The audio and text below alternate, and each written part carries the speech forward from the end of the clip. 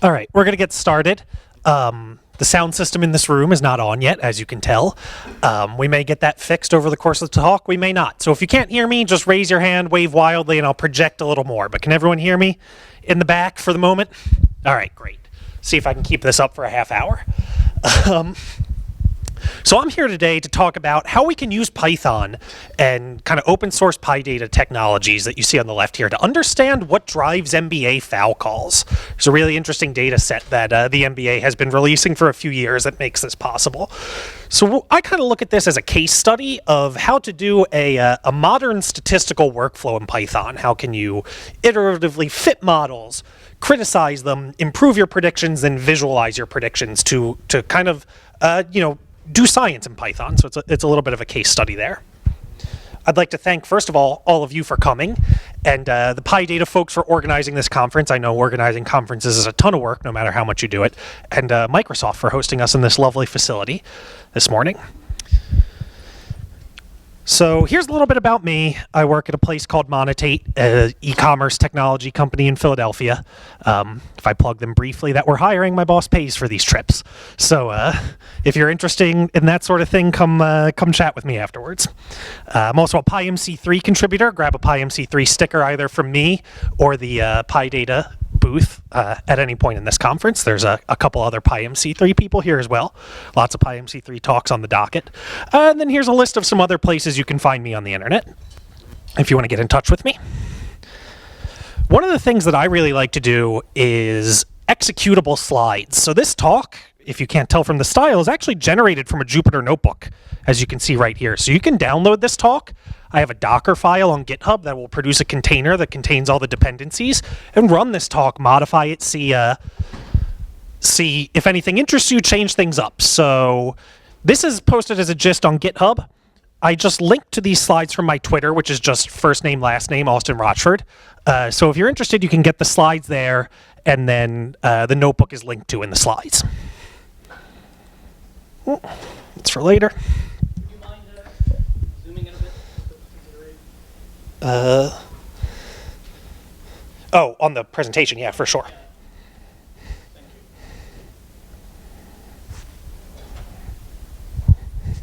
you. So we're here to analyze data from what the NBA calls their last 2-minute report. So starting, I believe, in the 2015-2016 season, maybe the 2013-2014 season, the NBA started releasing reports that they prepare internally on their referees' performance in the last 2 minutes of every game. That is close enough. They don't do it for blowouts, right? And this is really interesting, right? Because it includes both fouls that were actually called and plays that the NBA thought the decision was at least in question. And so it also includes some non-calls, right? So if you go through a play-by-play log of NBA data, you're just going to get calls. You're never going to get non-calls. Right? So the fact that this data set from the last 2 minutes of most NBA games includes non-calls lets us study some interesting phenomena in basketball that we can't just from play-by-play data sets. So that's what we're going to work with today. I just want to give a shout out because the NBA, being the NBA, publishes these as PDFs, not as a nice CSV. To Russell Goldenberg from a nice website called The Pudding, who built a Node application to scrape these every day. He publishes the data on GitHub every day, was kind enough to MIT license it when I asked him to. They've done some really interesting work in a different direction on this data in terms of when do referees get the calls right or not. So this data not only includes, if you look at it, whether or not a call was made, but whether or not the league believes the correct call was made. So they've done some things around incorrect calls. Here we're just going to look at whether or not the call was made.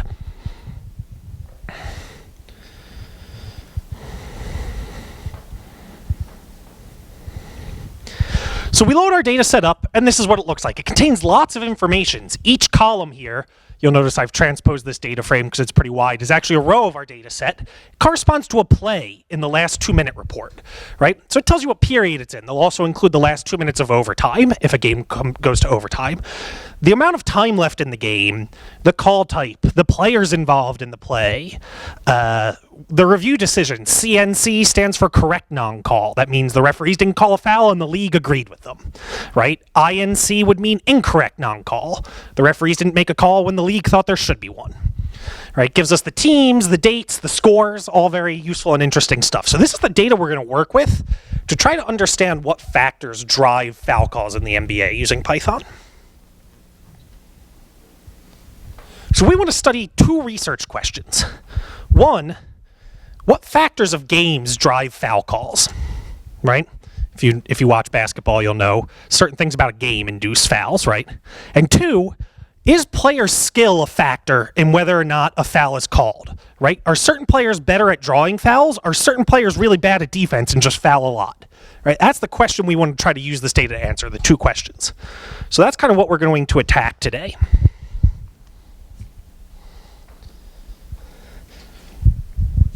So we're going to start out just with a little exploratory data analysis, kind of using pandas to plot some things. We want to look at, all the different call types. There's lots of different call types that the NBA includes here.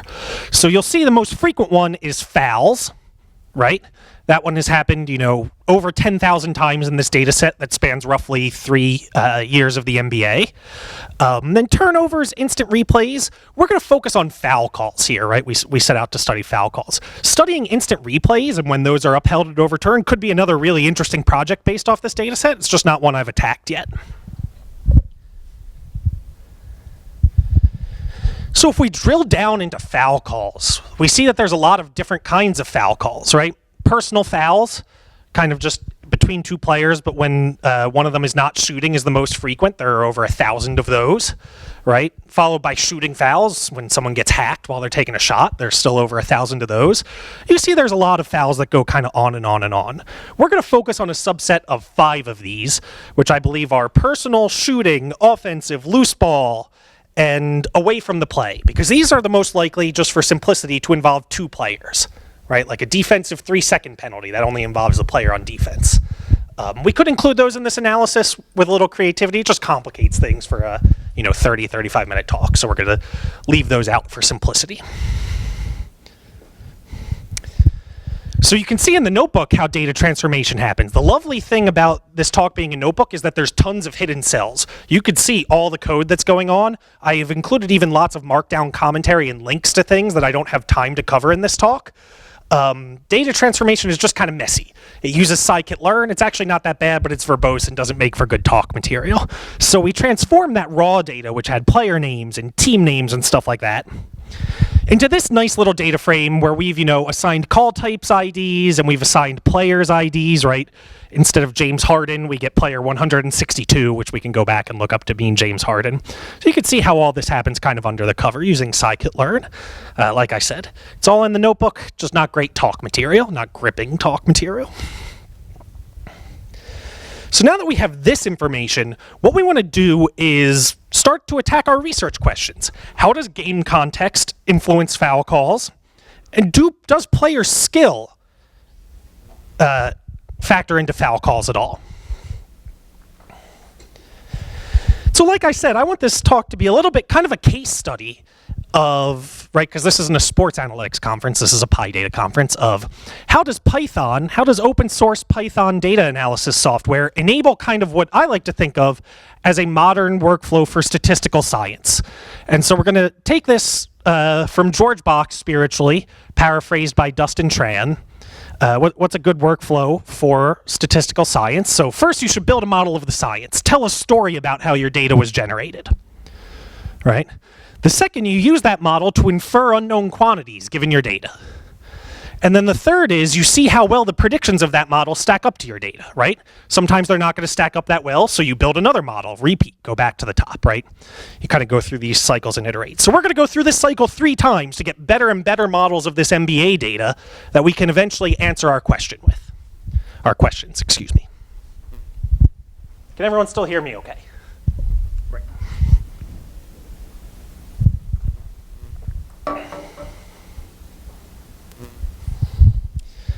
So let's start by building a model of the science. So what I've done here is I've grouped each call by the season. There are only 2 full seasons in this data set, 2015, 2016, and 2016, 2017. So we're just going to restrict our attention to the first 2 seasons, to the 2 full seasons that are present. And And I want to look at the foul call rates between each season. We see they vary pretty dramatically, right? In the first full season, it's above 40%. And the second full season, about 30% of plays result in foul calls, right? So that's pretty different. Maybe let's start by modeling that. If you follow the NBA a little bit, you can guess why this is. We'll talk about that in a little bit. There's a good reason for this and why we want to model that difference. So like I said, I'm a PyMC3 developer. We're going to use PyMC3 here. It's not a focus of this talk. We're not going to go in depth on what it is or what that means. If you're interested in Bayesian data analysis or PyMC3, there's tons of links to reference materials in the hidden cells here that you can use to explore that, but that's not kind of the focus of what we're going to do. So what I said before, build a model of the science, is to tell a generative story about the data, right? I like to think about it as telling the story of how the data was created. So our first story about how the data was created is that each season has a different foul call rate, right? You'll see this normal distribution has shape 2. End season here is 2. That's the number of full seasons in the data. And we're just using this to do a little logistic regression, right? We force it through a sigmoid function to give the probability that a foul is called.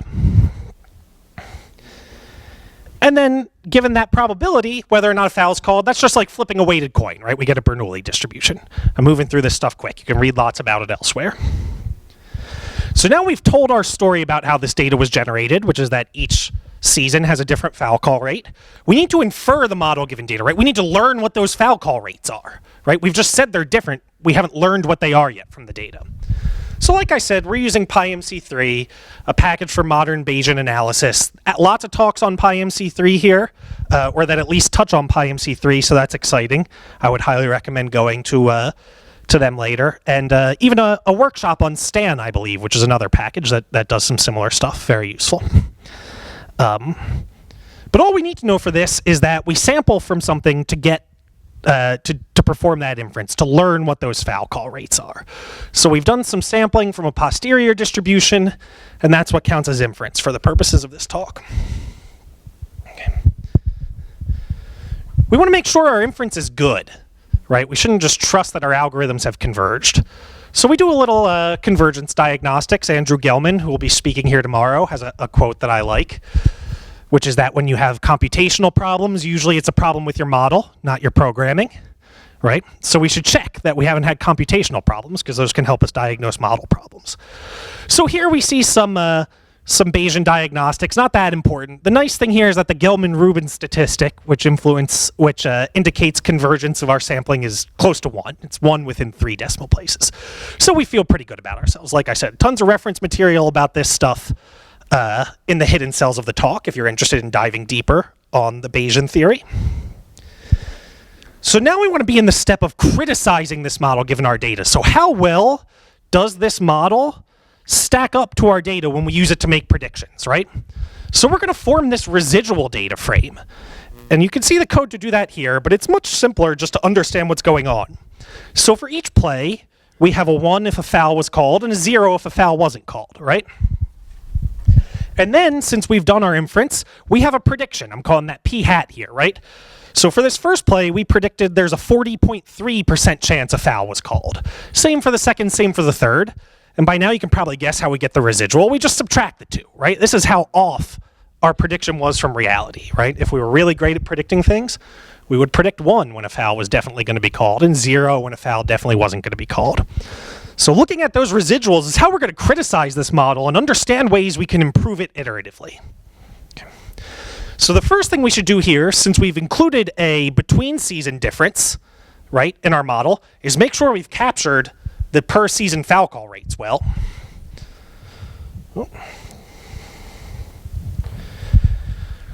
So if we just take the average residual by season, we see that it's quite small, like, I don't know, on the order of 10 to the negative fifth. So we've captured that story of the foul call rate varies by season fairly well, right? That's a very simple story, though.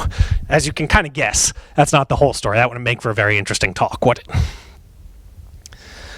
So what's one really important thing about data science? It's this, Drew Conway Venn diagram, substantive expertise, right? And anyone who's watched the last, 5 minutes of a NBA or college basketball game knows that we're leaving a really important factor out, right? Because those last 5 or 10 minutes of game time, they last freaking forever. right? I read some interesting work online that like the last 2 minutes of an NBA game can often last 20 minutes. And why is that? It's because of intentional fouls, right? And so if you're not really deeply into basketball, if you're losing and you're on defense, the other team can just hold the ball and you're not catching up, right? So what you can do is intentionally foul them, let them shoot their foul shots, because your team gets the ball back. So an intentional foul is a way to force your team to get the ball back without taking any time off the clock, which is precious when you're losing near the end of a game, right? That's kind of the general strategy here. And why these things take so long, because, you got to pace around to take free throws, you got to dribble the ball a couple times, you got to pace around a little more, you got to high five after each made free throw. Takes a long time. And this also gives the reason why there's such a huge foul call difference between those two seasons, because the NBA instituted a rule change about intentional fouls between them. Here you can see Tim Duncan bear hugging DeAndre Jordan, definitely committing an intentional foul. Cool fact about DeAndre Jordan, he's a horrible foul shooter. Guy has like a lower than 50% success rate for foul shots when the good players have like upwards of 80. I probably have a 30% success rate. He's a professional basketball player, and he's not a lot better than me. So what would teams do? They would pick the worst player on the other team, no matter whether he had the ball or not, and foul him away from the ball, because you send him to the foul line, the chances that the score difference goes up is really small, right? Well, between those two seasons, the NBA instituted a rule to change this because it became really insufferable to watch. If you committed an intentional foul away from the ball, the other team, in the last 2 minutes of any period, the other team not only got to shoot their foul shots, they get the ball back, not you get the ball back. So that's why that intentional foul rate went way down, because intentional fouls away from the ball, on the ball, still the same, right? An intentional foul, if you're fouling the player with the ball, you still get the ball back. But away from the ball, you can't just pick on DeAndre Jordan, because his team's not going to give him the ball. We'll actually see, it's really fun, we'll see DeAndre Jordan come up later when we talk about skill. So how's this reflected overall? Well, we should get more fouls as we get close to the end of the game, right? That would be a sign of intentional fouls. So if we group these residuals not by seasons, but by seconds left in the game, we can see that we're not accounting for that, right? Our residuals are below 0 with a lot of time left in the game, meaning we're overestimating the foul call rate with a lot of time left. And then they shoot way up towards the end of the game, meaning we're underestimating the foul call rate, right? So this is some variation we need to model. We've criticized our data and found something that we didn't model well. So we're going to iterate. Build a model of the science, take 2. Okay? So here we just kind of do some more exploratory data analysis to really confirm what's going on, right? And we see, hey, when the committing team is trailing, right? When the committing team means the team whose player would be committing the foul, that foul call rate shoots way up near the end of the game. This is like really definitive visual evidence that we see intentional fouls, right? And the team who's leading, when they're committing, they have no incentive to foul, so it stays about the same. Might even go down slightly, right? Because they don't want to send the other team to the line in a close game. This is also reflected in terms of the types of fouls that get called, right? Personal fouls get called a ton, because that's what happens when you intentionally foul someone with the ball while they're not shooting, right? So here we see the foul call rate for the losing team goes way up towards the end of the game, and it's very different across the foul types. So let's include this foul type bit in our generative story about the data. So we're going to add to the fact that foul call rates vary across season, that they vary across call types. And here we're going to use what we call a hierarchical normal distribution. Again, I don't have time to really get into it, but there's tons of references I've linked to in the hidden slides here. So we model that the call type base rate is different. But that's not just it, right? There's some more subtle behavior here. If you're trailing by 1 point with a minute left, you're probably not going to be intentionally fouling, right? If you're trailing by 5 points with a minute left, you have much more incentive to foul because you need the ball a lot more often to make up that difference, right? The larger your score difference is, the sooner you're going to start intentionally fouling, if that makes sense. So we want to model that behavior as well. So here what I've done, just as kind of evidence of that, is I've grouped these foul call rate plots into how much the team is trailing by, right? And if you think there's about 3 points a basketball team can score per possession, Technically, you can get a 4-point play, but they're exceedingly rare, right?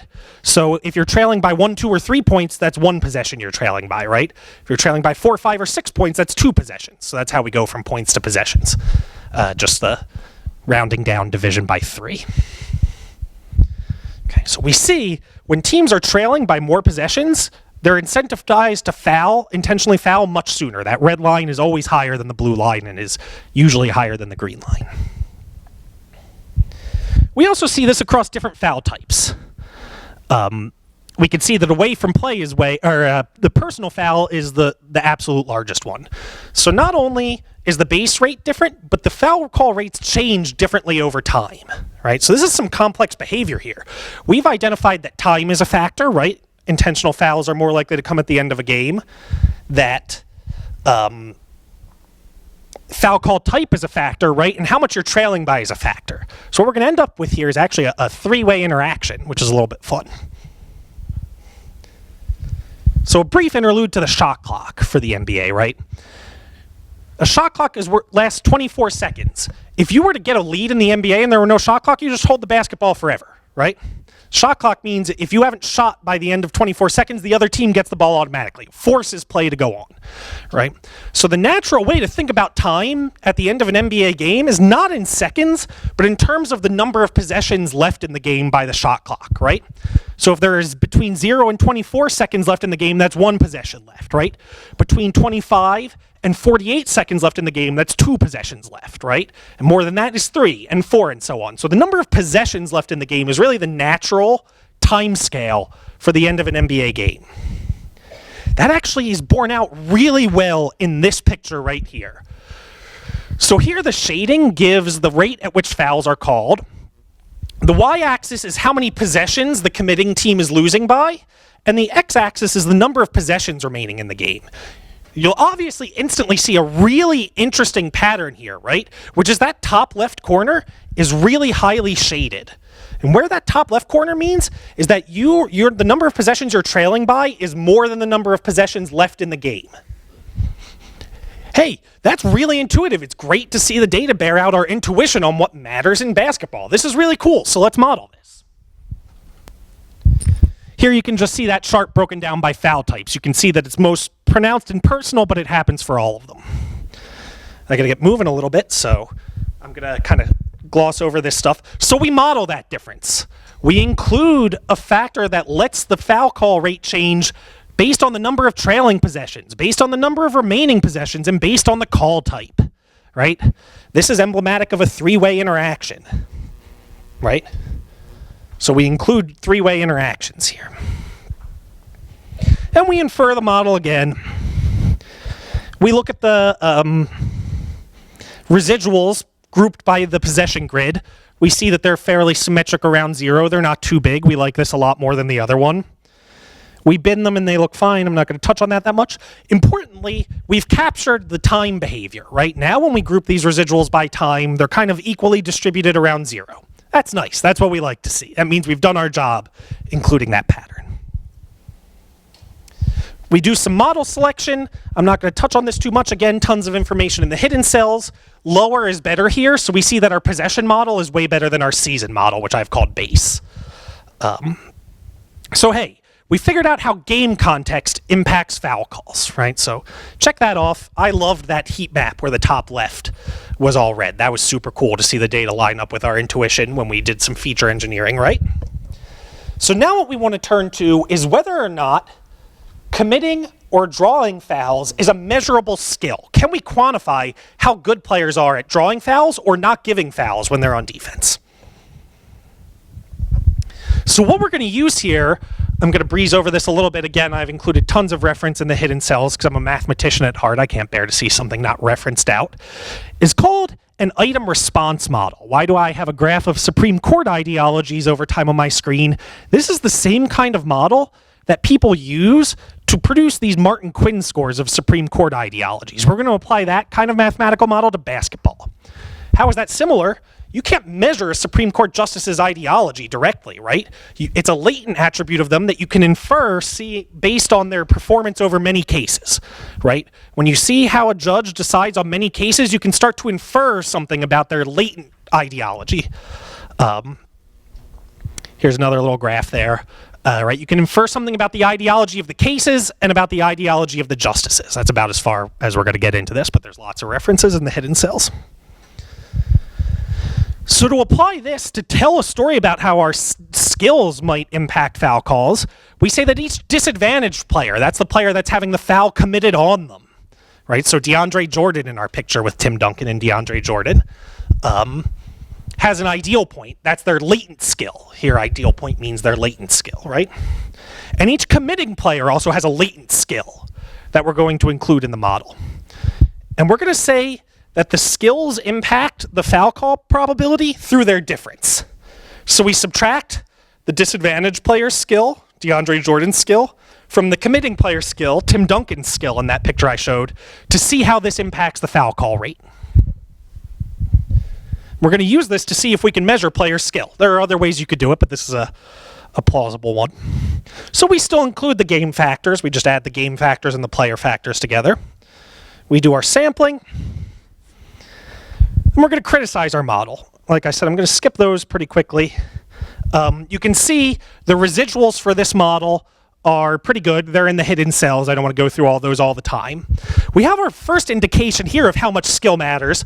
IRT here stands for item response theory. That's our skill model. I'm guessing skill isn't hugely impactful because this is not much better than the game factors model, right? That possession model.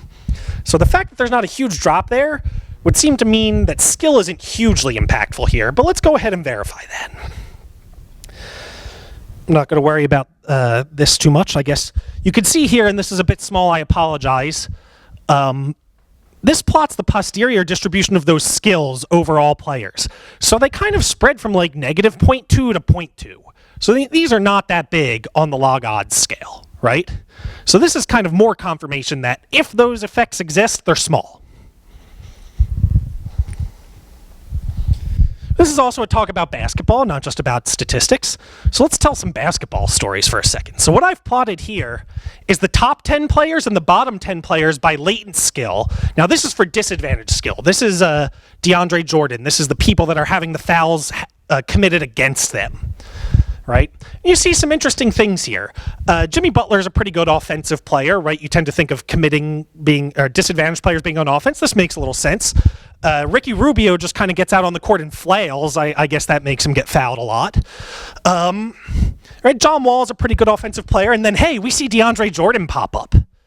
DeAndre Jordan's a fine offensive player, but man, that guy gets fouled a ton because he can't shoot foul shots, right? So here we've seen out of our analysis, which is nice, it builds confidence that we're doing something reasonable, that DeAndre Jordan, who we know, right, gets the hack-a-shack strategy, they called it, played against him, pop up. He's actually, this is for both seasons, so this is the first season for DeAndre Jordan. I think the second season of DeAndre Jordan is number 12 or something. He just fell outside the top 10. Also, really interestingly, the bottom 10 contains a fair number of what I would consider stars, right? Pau Gasol, he's a bit old now, but that's fine. He's kind of a star. Carmelo Anthony's still a pretty big star, right? Kevin Durant, definitely a star. Kawhi Leonard, definitely a star in the NBA right now. So what's really interesting to see, these people who are on the bottom, these guys are having a hard time getting fouls called in their favor, right? This kind of counteracts a little bit the narrative that maybe the NBA is a star-driven league in this sense, right? If Kevin Durant's at a disadvantage when fouls are being committed against him to get them actually called, that's a little interesting. We can do the same for that committing skill, right? So this is for the player actually committing the foul, right? And so we would expect, on the whole, this to be, the good players up here to be indicative of good defense, right? Because most fouls are committed by defensive players in the NBA. And hey, Danny Green, who appears here twice in each season, he's a pretty good defensive player. I think he's made the all-defensive team of the NBA 2 or 3 times. Gordon Hayward, I would say, a pretty good defensive player, right?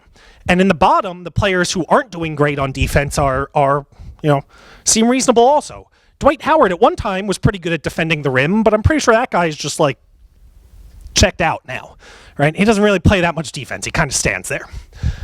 Ricky Rubio, again, is just a goofball on the court. Chris Paul, not known for his defensive prowess, right? So it's interesting here, we can weave some basketball stories that our latent skill model, while the differences aren't huge, I mean, you can see the confidence intervals for the top player and the bottom player are not that separated, right? So this effect isn't huge, but it is producing some interesting basketball stories, at least.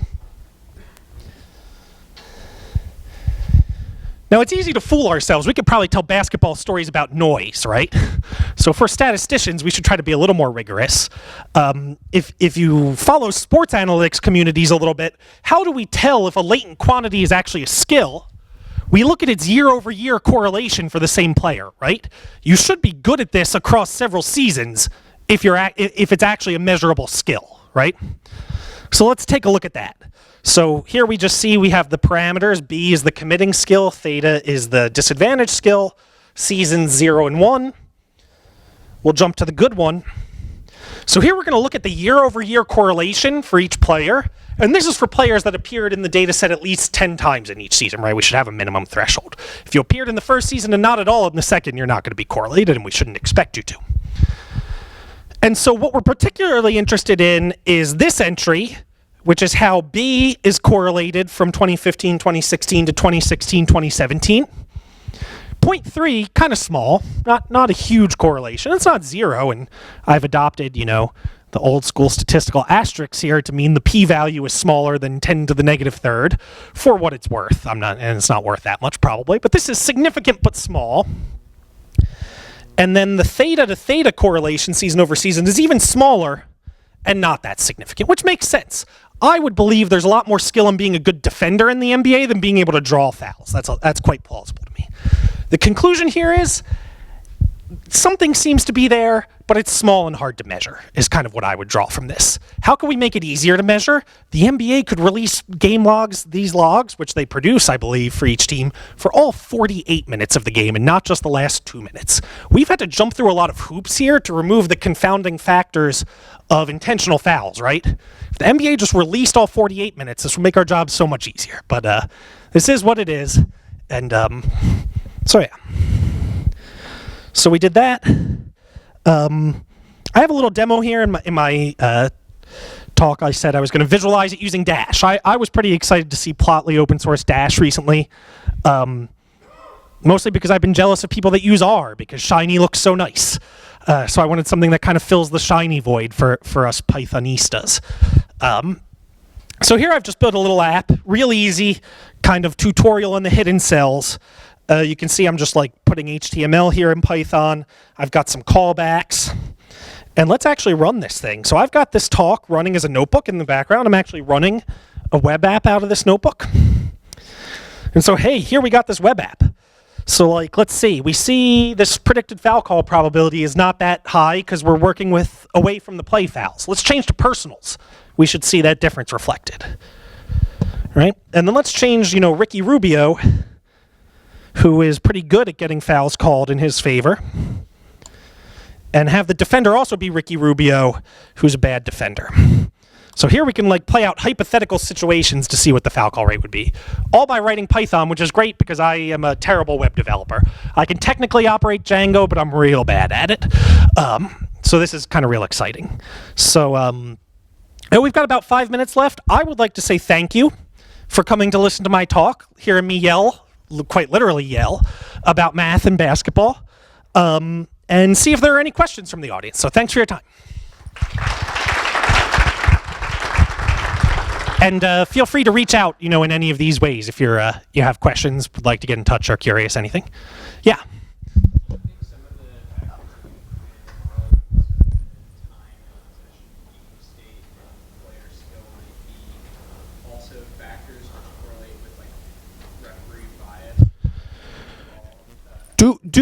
The question is, do I think that the factors we've included could be correlated with referee bias? Yes, definitely. The referee data in this data set is really unreliable and spotty, so that's hard to include. But yeah, I would love to be able to study that if we had a better data set, for sure.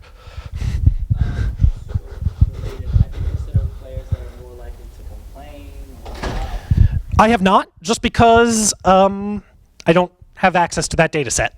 If I did, I would love to include it. Right? One of the natural extensions here would be to include free throw percentage for the disadvantaged player to kind of mitigate that hack-a-shack effect, right? And that I just ran out of time before this talk, but I intend to do in the future. So you had a question over here. So players draws a lot of fouls. A, they're just very aggressive, so the only way to defend that is going to be to foul. B, they are strategically trying to get a foul, trying to get the other team into trouble by fouling in their favor.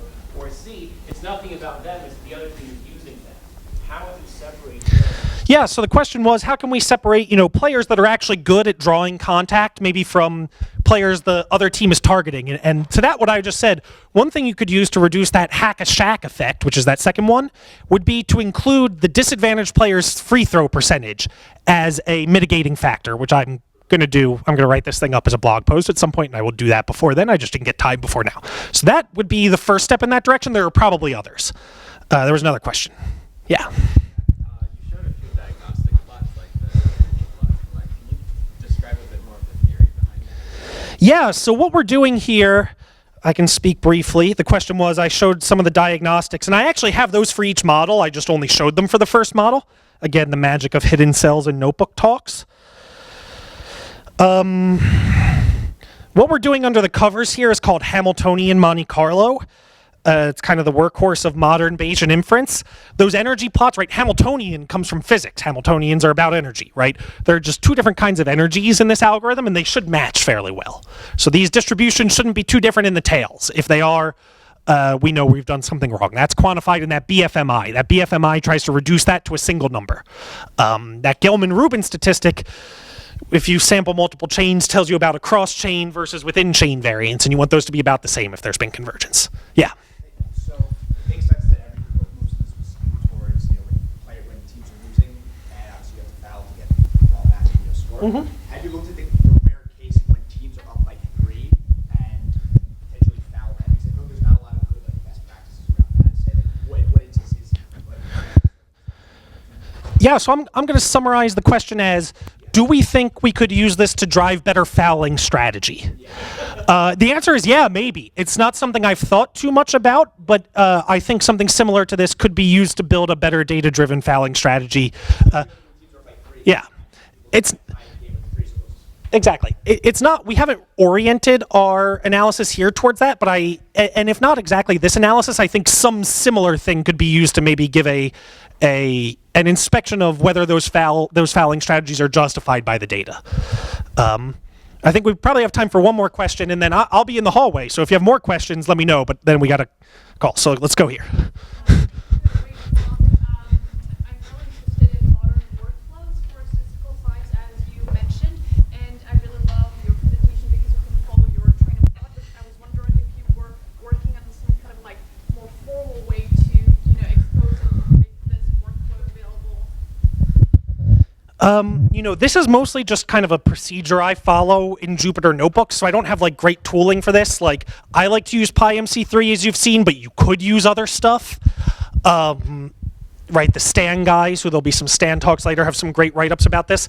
So I mostly know about this as kind of passed down through statisticians in terms of papers and just explanations. I don't know of any great software that kind of lets you step through those things, if that's the question. So, yeah. In short, that's the answer. One more question? We had a question in the back. Maybe I have a second.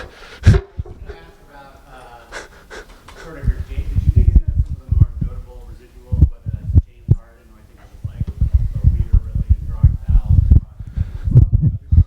simply in drawing fouls in your time frame? So I did dig into a lot of different residuals, but not per player residuals yet. There tends to be a very low sample size per player here.